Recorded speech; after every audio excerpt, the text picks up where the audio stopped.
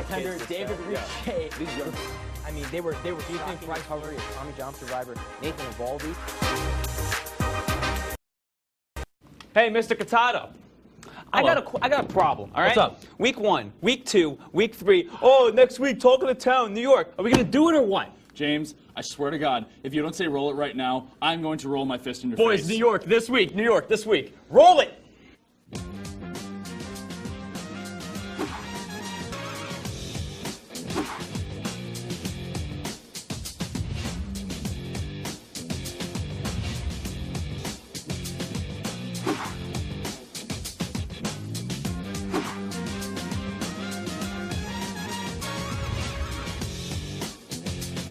Good evening, my fellow night owls. Thanks for staying up with us tonight, and welcome back to OSU.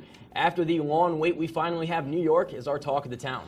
Good thing, too, because these boys were about to give me some bruises, if not. I was ready. But always, we got a great show for you tonight, and we're going to kick it off with some Oswego baseball and softball. Starting with the Oswego baseball team, they moved to 12-5 after defeating SUNYAC rival New Paltz by scores of 12-2, 6-0, and 7-0 in a triple-header. A big performance by center fielder Brandon Nicholson was the difference in seeing the Lakers get the wins, as he was sensational all weekend. He had 5 hits with 3 RBIs. However, it was a full team effort as they outscored the Hawks 25-2. Mike, this is more along the lines of what we expect from this Lakers team, and they're starting to hit their stride. What's the biggest thing that you have to focus on to extend their winning streak to 5? Yeah, and this is something that I've talked about last week, too, is that they were putting up a lot of runs, but they were also giving up a lot of runs. That's something that they've fixed here in the past couple of games, giving up 6 runs in that 5-game span. And then they haven't even slowed down on their offense, and that's something they got to do that they've been picking up on. And another thing that they've been carrying through is that they're stolen bases. 2 of their guys are 6 for 6. You got Mike Delicari as one of them here for that 6 for 6 spot, and Lucas Olson. So I mean, they've been taking advantage of those stolen bases, and they've been capitalizing off these runs, and that's just something you have to keep carrying through. And if they can keep doing that through, and they can keep winning these games by a large amount, that boosts up confidence by a lot. So that's something they have to keep going in this one. Yeah, I think the win streak is definitely going to have to be a huge factor for them moving forward, especially into this next game against Ithaca. I mean, history is not kind to Oswego versus Ithaca. All time, they're 7-24 against the club, home or away. So I mean, all it's really going to take for them to really buckle down to make sure that they can keep their momentum moving. And Ithaca has scored 44 runs in their past 3 games. I'm not even like, and they've won 7. You want to talk about hot bats? And they've won 7 of their last 8 games. That's going to be a good matchup going into this. Well, I'll talk about hot bats. The Lakers have outscored their opponents this season 145-75. Those are sensational numbers. And then when you look at the team strikeouts, 125 team strikeouts. So their pitching has been absolutely dominant this year. But it's been led by Nick DeMarco. 4 starts, 3 wins, 1 complete game, 26 strikeouts. Guess the ERA. I want you to guess the ERA. I'm going to guess the ERA. I'm going to go to quick. 0? No. Even still, a 1.38 ERA for DeMarco. He is on an absolute tear. And then you look further in that starting rotation when you have Brian Nolan. He's always going to be the veteran leader of that starting rotation. And I see them going pretty far this year because they're starting to buckle down. How far do you think the Lakers can go this year in this deep SUNYAC? I really think that I'm going to be able to determine how far they can go in the SUNYAC after this game. I just think this game is kind of like their Plattsburgh, if we're going to reference it to hockey. Yeah. So if you can get past this, I mean, there's championship looks after that. I really believe that. I believe that too. That's not even a reach. If they could beat Ithaca, that's a big step because they've beaten their rivals. They've beaten New Paltz and they've beaten Plattsburgh. Those are 2 rivals that they've had, and they've been able to beat them, and that just shows as a team of what they could accomplish. And if they could beat Ithaca, who knows what they could accomplish. Yeah. I am so excited for how this baseball team wraps up their season. It's going to be really fun to watch. Moving on to the other sport where you use bats and helmets. No, I'm not talking about cricket, Mike. The Oswego softball team had both of their games postponed this past weekend against Plattsburgh and Potsdam. The squad has struggled to open their campaign without now graduated outfielder Gabriel Vertuccio. They're sporting a 3-9 record, and times have been tough to say the least. But what's been the problem with this team this year, and what did they have to do to get back to that status that they had last year? They were 3 games over 500. Well, when you get down into, I've been on a couple teams where the record gets this bad, and really worse, to be honest. Not proud to say. But I think one of the things that is very important when you're on a team that is going down this road is that you really have to pull together. This is less about playing, it's more about being there for each other. So I think this is one of those things when you're in the dugout, you need to make sure you're still lifting each other up. Maybe it's not going the way you need it to, but as long as you're pushing each other to get better, that's the thing that's going to help when you're moving down into these tougher stretches with a really bad record. Yeah, and in these couple of games, I think they can honestly go back and find their stride and kind of go back to that 500 record, because the games that they've played are teams that they're not going to play ever again this season. Now they're going to go back and they're going to play teams that they're familiar with. And we saw that against Clarkson. They won one of the two out of their double headers. And then you just got to go back into the stride. I mean, their pitching hasn't been great. Their pitching as a whole ERA is over 5. And, opposite of the baseball team where their pitching is great, now your offense, which is not even that hot, which they've scored one again, they scored in their last loss, they've scored 1 run against Clarkson. And if your pitching's not going to get it done, your bats, even if they do provide a well amount, they're not going to win because their pitching is giving up a lot of runs in crucial times. Yeah. And one of the things I wanted to highlight, Mike, you touched on it a little bit, is that pitching. The biggest X factor for them last season was Rebecca Vilches. She had a career year last year, and now she's pitching a 5.55 ERA. She's 0 for 4 on the season, and like you said, the pitching in general is not great. Emily Nolden is their only solid hitter on the team. She's batting 500, and it's not like she's not having a lot of at-bats. She is getting solid plate appearances too. So their hitting, it's not the bigger concern. It is the pitching, and if they can get the pitching down pat, I can see them getting back to that 500 level status at the end of the season and have a pretty solid season when it all is said and done.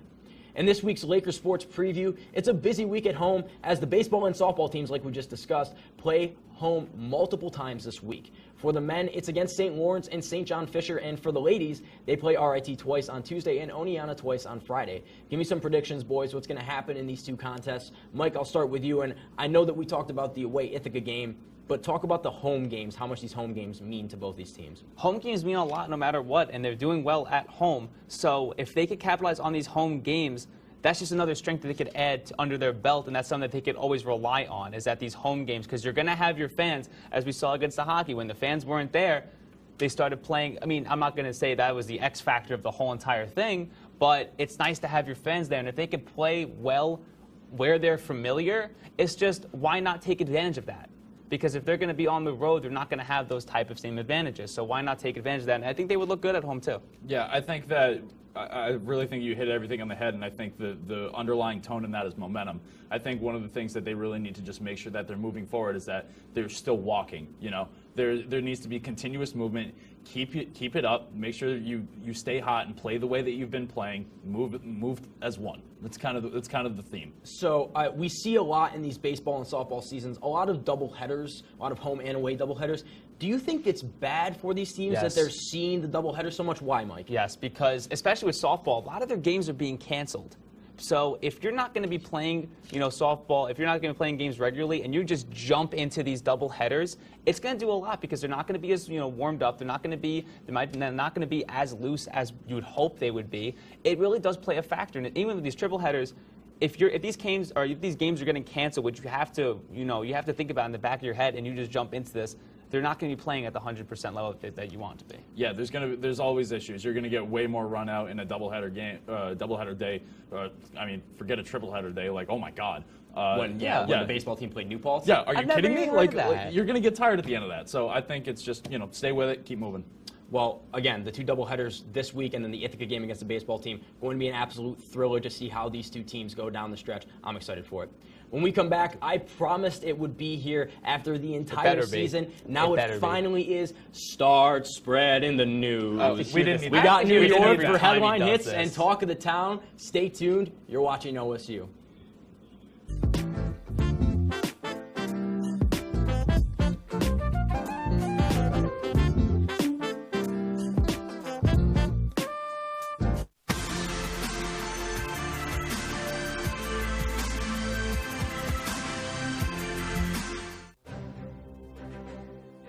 You don't have to wear a uniform for service or sacrifice. Every day, ordinary Americans perform extraordinary acts of courage and selfless service. Please join us in recognizing citizen heroes who have made a difference in the lives of others through their acts of courage and selfless service in communities across America. Nominate a citizen hero today at themedalofhonor.com.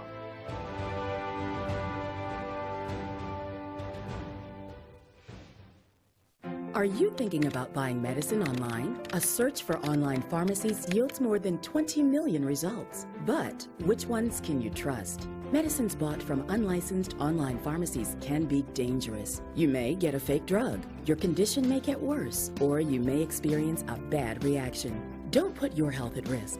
To learn how to find an online pharmacy that's safe and legal, visit fda.gov/BeSafeRx. A message from the U.S. Food and Drug Administration. Here at WTOP, we pride ourselves on delivering you all the news you need to know from the day's events. Whether it's happened on Capitol Hill or right here in Oswego, We make sure you know all about it. We keep you up to date on all your favorite Oswego and professional sports. And our Storm Team 10 meteorologist will make sure that you know exactly what weather you're up against when you start your day. Every Monday through Thursday night, make sure to tune in to Channel 10.2, because at WTOP, we don't just tell you the news. We are the news.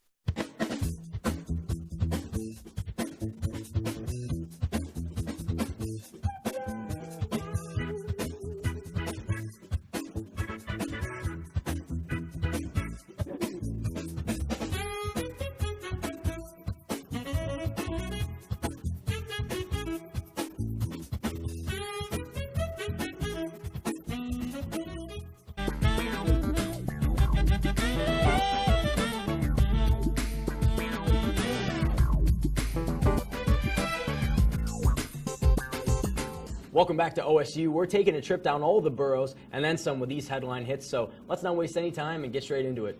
Starting off in Brooklyn, the Nets are gearing up for a playoff push as they're looking to secure the 6, 7, or 8 seed in the Eastern Conference. The front office has made some great moves in making the Nets prominent once again, but yet they still aren't connected to any big-name free agents, and their Knick friends are getting all the free agency buzz at Madison Square Garden. Mike, I know you're a little biased as a Nets fan, but do you think the Brooklyn Nets are being overlooked in free agency? Well, I'm glad you asked, James. Yes, I think they're being overlooked, and I think there's no competition or no way ifs, ands, or buts around that. They're the other team, and that's something that we have to accept. So all the free agency buzz is going to go to the Knicks. You got Kyrie, Kevin Durant. But the people overlook what the Nets have been doing, and that's that they built a franchise from the ground up. They've drafted guys like Jarrett Allen, drafted guys like Karis LeVert and Rondae Hollis-Jefferson. But D'Angelo Russell, they made a star about. And if I'm a free agent looking at how well they're gelling in almost in a playoff spot, that's got to be a little enticing. Well, they're definitely bringing some excited basketball back to the Barclays Center. However, staying in the Barclays Center and moving to hockey, on Saturday night, the New York Islanders clinched a playoff spot even after losing John Tavares. It really goes to show the amount of effort this full team put into making a playoff push. Bo, how far do you see the Isles going in the playoffs, and what or who is their X factor? Well, their X factor has to be the goaltending. Robin Lehrer has a .92 save percentage. He's second in the NHL amongst the goaltenders. I thought I think they could have made a better push moving forward, but they lost John Tavares, and that's a big hit to me. Tampa Bay is running away with it, and I mean, they can still do something. Boston, the Capitals, and the Islanders at the 2, 3, and 4 are all one game apart, so they can still do something if they want to. It's going to be really entertaining to see how the Isles make that push, especially if they come up against the Maple Leafs in that first round game. Moving to Queens, the New York Mets have looked really solid this opening weekend. Led by Robinson Cano and Pete Alonso, the Mets offense has been able to get it done even if it's been close. Mike, can the Mets carry this offensive momentum throughout the season? Because they've been hitting against great pitchers this season, such as Max Scherzer, Steven Strasburg. Can they get it done? We've seen this pattern before with the Mets, and that's they've done so great in the beginning of the year. We saw it last year. They started 11-1, and they began to fold, and that's because of the roadblocks that are presented to them. When guys go down, the team folds as a unit, and that's something that they have to overcome. Is that injuries are going to happen, and they've looked so well, and if they could keep the way that they're playing now, guys like Pete Alonso is stepping up, Ahmad Rosario, Robinson Cano has fit really well, and their pitching has been great too, and they've been backing up their pitchers, coming back in games. So yes, I think they could contend. Well, we will see if the Mets are able to get back on top where they were in 2015. Finally, we're going to New Jersey, where the New York Jets are looking pretty serious in the AFC East, and I'm pretty happy since I'm a Jets fan. They've added Le'Veon Bell and C.J. Mosley to a team that only needed a few pieces to be a contender in the division. Bo, do you think the Jets make a playoff push against the Patriots for the AFC East, or will they contend for a wild card spot, or will they even make the playoffs? It's not even fair to ask me that Patriots question. You know this, but I think they'll make the playoffs, and I think they'll definitely make a little bit more noise than they usually have. Obviously, adding Le'Veon Bell to already halfway decent offense is going to be good. To see what Sam Darnold does with his sophomore season is definitely going to be interesting. We can't expect much. I think they should be more worried about Cleveland than anybody else. I think Baker Mayfield and Odell are going to be more of a problem than people are expecting them to be. But that's just kind of my idea of it. Love Baker. Well, Le'Veon Bell just is about to drop a rap song, so we'll see if there's any motivation for the rest of the Jets in the locker room as they're getting ready for their games this year. Moving on to talk of the town, the New York Yankees are back in full swing as they kicked off their season 2-2, excuse me, after dropping the series against the Baltimore Orioles. They just beat the Detroit Tigers tonight, excuse me. Something has to change with this team, however. They looked great in their first win, but the bullpen and offense looked awful in the second and third games. Boys, who's to blame for this collapse in the Baltimore series? Where do they go from here? Because Giancarlo Stanton and Miguel Andujar are now both injured, and we're hearing whispers that Miguel Andujar could miss the entire season. What are you so afraid of? Exactly. I'm a Yankees fan. What are you so afraid of? I'm a Yankees fan. Because, okay, so here's why I'm afraid. Let's hear it. The first couple of games, and you're supposed to beat Baltimore because you should be tacking on 18 wins against this Baltimore team. You tacked on 12 against them last year. The easy games are the ones that you have to make and take, because if you don't win those games, when you're going down the stretch against a team like the Boston Red Sox, who you're going to be going neck and neck with in the AL East, you're going to regret dropping these games to the Orioles that early, and they're going to look back on it and regret it. I know that but they are. But is it good? They played 4 games. No. I don't want. Get this man. Get this man a mic. Mic him up. Guess who's back? Cameraman Joe Panzarino, not your average Joe. He's here for the take. What do you got to say, Joe? Can you hear me? All right, listen. You can hear me, right? Yeah, cool. All right, so listen. Yes, we can hear you. Here's the thing. It's April 1st. It was still March when they were dropping games. These games are not must-win games. I get what you're saying, that when it's when it's game 150 and we're fighting for a playoff spot potentially, that you might want to look back on these games and say they matter. I disagree with that. So here's what I'll ask you, because we talked about this before the season even started, is that these are games that the Yankees should be winning, and that we thought that they should start the season 9-0. They play against Baltimore. This is Detroit, why you guys are and disappointed, Baltimore. because you guys have this vision in your head. You're going to start out 9-0. Why not? We're playing the Baltimore Orioles. The Boston Red Sox didn't even think they were going to start 9-0. They have a worse record than the Yankees right now. They're defending World Series champions. Listen, the New York Yankees should be able to start 9-0 because the Baltimore Orioles and the Detroit Tigers are teams that could both have over 100 losses this year. Do you not understand that? It doesn't matter. Listen. The Baltimore Orioles have always had the Yankees number. It's just, honestly, there's something that we've just, it's just something we've been accustomed to. These are games in March. You just have to feel these games out. This is, when playing this early in the season, is just to see what your problems are and how you fix them. So problems are going to arise. It's just a matter of how you fix them. Yeah, this is your real spring training, if we're being honest. Yeah. Everything else is to see if minor league guys are going to be able to fit into your system or anything else like that. This is where you're going to come in and actually get the team to gel. No, this is telling for the rest of this is telling for the rest of the season, because if Aaron Boone is not making the correct calls, I'll give you an example. Everybody that is hating on me right now. No, not this. Stephen Tarpley, right? He was pitching against in the third game against the Baltimore Orioles when they were getting slapped up, all right? And then Joey Ricard is in the batter's box. Chris Davis is on deck. Chris Davis, after the steroid use, has been one of the worst hitters of all time. But he's collecting the bag. And he is. But he's collecting a bag. And he is even worse against left-handed pitchers. So enter Tarpley, who is going up against Joey Ricard, who excels against left-handed batting. Who makes the call to intentionally walk somebody and then face a batter the next at bat? I think Why don't you what is the date of this game? It doesn't matter. Yes, it does. Because it absolutely does. Boone didn't make the calls last year, and he wasn't making the calls this year. Did you think because he doesn't have the cojones? He doesn't. The cojones counter is back. Listen, if Aaron Boone had the cojones, get Larry Rothschild out of the conversation. It is on Aaron Boone to send him out and talk to Tarpley, or it's on Aaron Boone to decide whether you should intentionally walk a right-handed batter that does well, and then Joey Ricard against left-handed pitchers, and then Joey Ricard takes Tarpley deep to right field, and it just extends the Orioles' lead. It's not a must-win game. I think you answered your own question here. You said they were getting slapped up, correct? Correct. Slapped up, as Correct. Mr. Cotado would say. So why are you going to intentionally walk a guy when there's no one on base? Because the Yankees made a ninth-inning rally.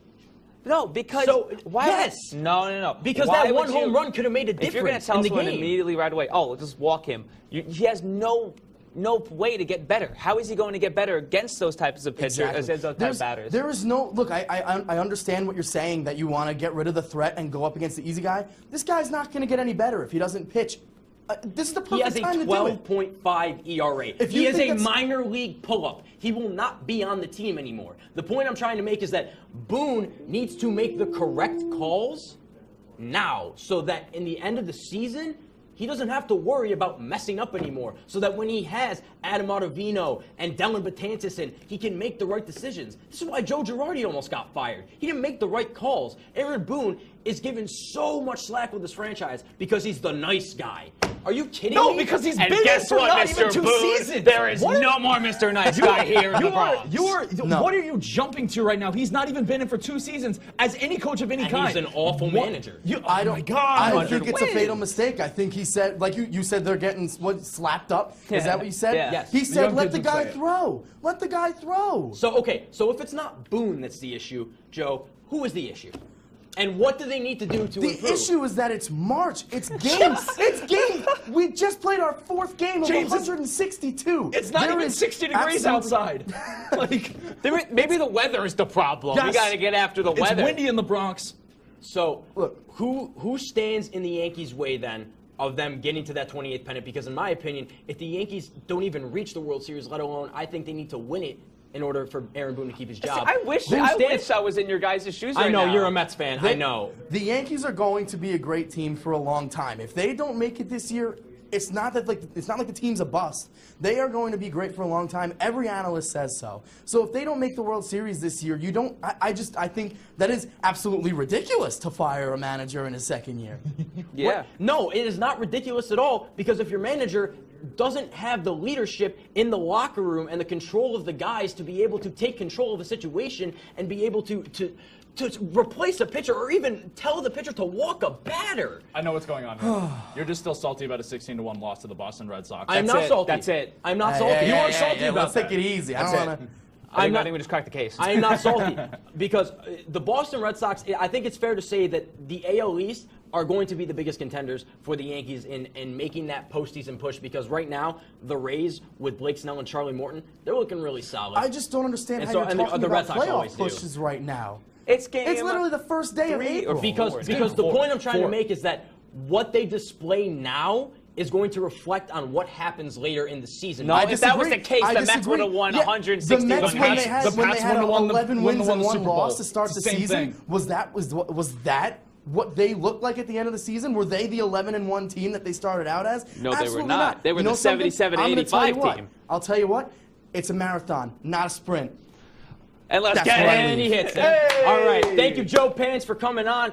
When we come back, my final take will be on Zion Williamson and how Duke just lost to Michigan State and where he will go in the NBA draft. What's next for the stud?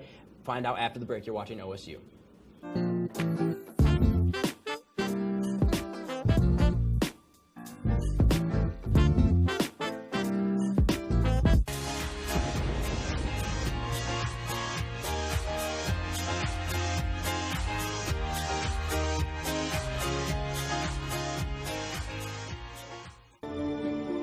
Guys, I don't feel so good. Shouldn't have had that chili for lunch.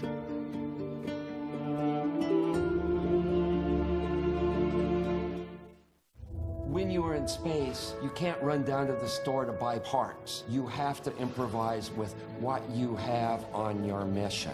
Making is when there is something new that was not in existence at the beginning of the day. Okay. It's an incredible sense of accomplishment when you have made something. That's why I make. Now I want to hear why you make. Share your own Why I Make story today. Visit whyimake.org.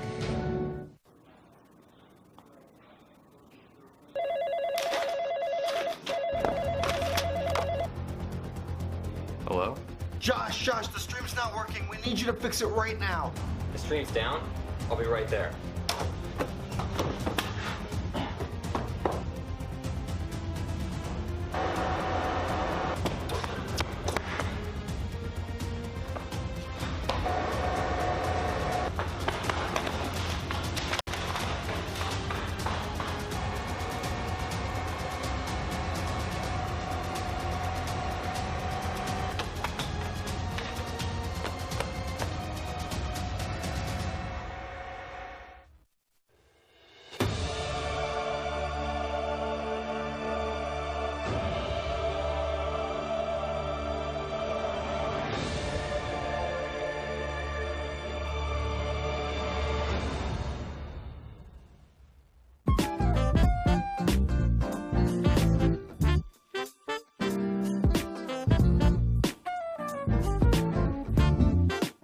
was an interesting season for the Duke Blue Devils, defeating great teams such as Kentucky at the beginning of the season and losing to teams like Syracuse, then having to battle through the adversity of losing their best player for multiple games and hitting a bit of a skid. Nonetheless, they were a consistently dominant force throughout the entire year. However, through the elite runs, I would say that they never even got any better. They peaked after their first game when they blew out Kentucky by 34 and never improved. All teams had to do was catch up to the play, and it showed. After nearly losing to UCF and Virginia Tech, they looked as vulnerable as ever. Then Michigan State came along and exposed the weaknesses of this Duke team, three-point shooting and forcing them to stay on the outside. Kudos to the Spartans for pulling it off and going to the Final Four, but for guys like Cam Reddish and RJ Barrett, who never really showed any signs of drastic progression over the year, it could definitely hurt their stocks come draft night. You know, some would call me a Zion hater or a Duke hater, but no. All I wanted in the NCAA tournament was some parity. In a season where the only thing the media talked about was Zion Williamson, and Zion Williamson, it was a little frustrating to watch as a fan of the game. So what's next for the almighty Williamson? Well, he capped off his college career averaging 22.5 points with nearly 9 rebounds, and it's safe to say that he's going to be the #1 overall pick. But how is Zion going to pan out in the NBA? Well, it really depends on who drafts first. It depends on which coaching staff can get a hold of him and mold not only his weak jump shot, but his athletic build, because if he sheds a couple more pounds, he will be a problem. He already is. However, if the wrong organization gets a hold of him and he plays under a poor coach, it could be a very tough transition to the NBA for him. In this collegiate season, he was a man amongst boys, truly above his class for an 18-year-old. But now that he's about to make the jump with an unlimited amount of expectation attached to him, especially if he plays in Madison Square Garden, where everyone, and I mean everyone, watches your every move, it could be bad, and I mean real bad. Expectation is a killer of so many great college players that are labeled as NBA superstars before they even step foot on an NBA court. So please, pump the brakes on this man's hype train. He's not even a man. He's literally a boy. And please let him develop into the league, because if he doesn't perform to the standard that some people are making him out to be, then it could be curtains for Zion Williamson, a guy who has all the talent in the world. And what a shame that would be. Thanks for staying up with us, and be sure to tune in next week where Boston is our talk of the town. Thanks for watching, and see you next Monday.